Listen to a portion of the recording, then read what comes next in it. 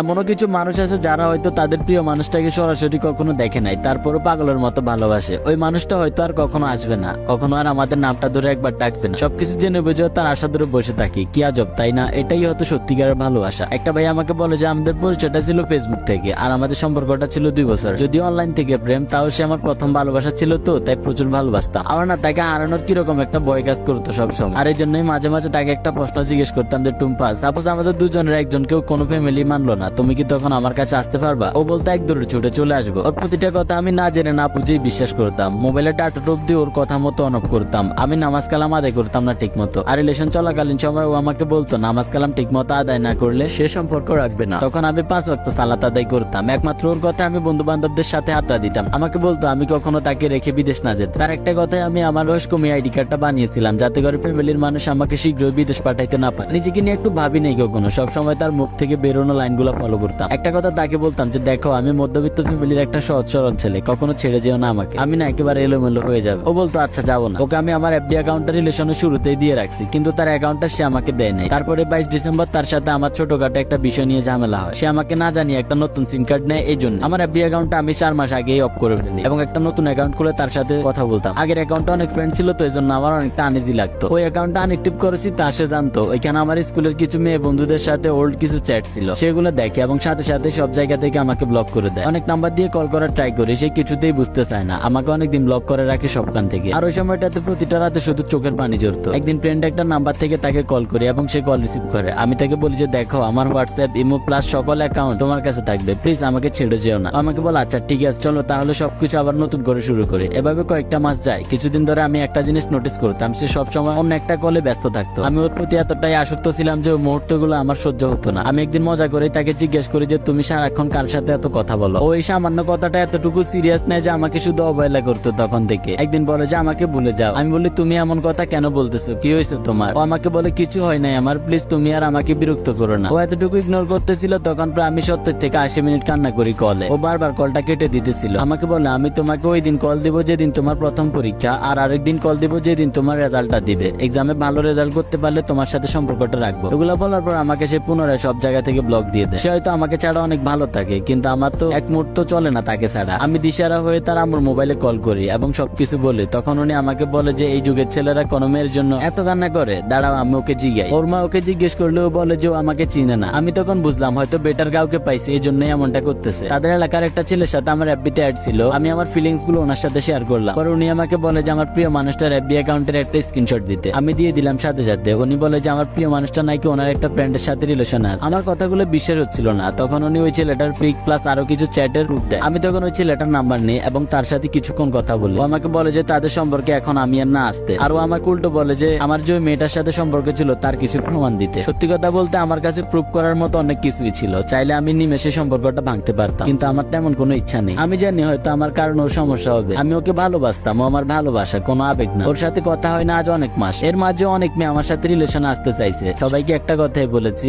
আমি একটা মানুষকে অনেক ভালোবাসি, কিন্তু সে এখন অন্য কারো কাছে ভালো থাকতে গেছে। সে আমার প্রথম ভালোবাসা, জানি কখনো ভুলতে পারবো না তাকে। এখনো যখন ভাত খেতে বসি তার কথা মনে পড়ে, আর চোখের পানি ভাতের প্লেটে গিয়ে গড়িয়ে পড়ে। আম্মু জিজ্ঞেস করলে বলি যে চোখে কি জানি হয়েছে। চোখের পানি, তাই না? এটাকে এত সস্তা মনে করেন না। যে এটার মর্ম বুঝবে আর দাম দিতে জানবে তার জন্য এটা শ্রেয়। সবেমাত্র জীবনটা শুরু হয়েছে, এখানে আরো অনেক কষ্ট দেখবেন, অনেকবার আঘাতপ্রাপ্ত হবেন, অনেক ভুল মানুষের দেখা পাবেন, আর সবকিছু সহ্য করে দিন শেষে একটু মুচকি হাসি ঠোঁটে রাখার নামই ছেলে মানুষ। ধোকা দিয়ে কেউই পার পাইতে পারে নাই, সময় একদিন পাল্টা জবাব দিয়ে দেয়। ওই দিন আপনার সময় আসবে, মন খুলে আসবেন তখন। সবসময়ের মতো এটাই বলবো, ক্যারিয়ারে ফোকাস করেন ভাই। টাকা ছাড়া এই ভূমিতে মানুষ শূন্য। কারোর জন্য কারো জীবনটা থেমে থাকে না। কেউ আমাদেরকে ছেড়ে গিয়ে ভালো থাকতে পারলে আমরা কেন পারবো না? ওদেরটা জীবন, আমাদেরটা কিছুই না। সবশেষে বলবো, ভালো খারাপ সবকিছুই নিজের উপর ডিপেন্ড করে। পেজ ফলো করবেন ভিডিওটা ভালো লাগলে। ভালো থাকবেন সবাই, আল্লাহ হাফেজ গাইস।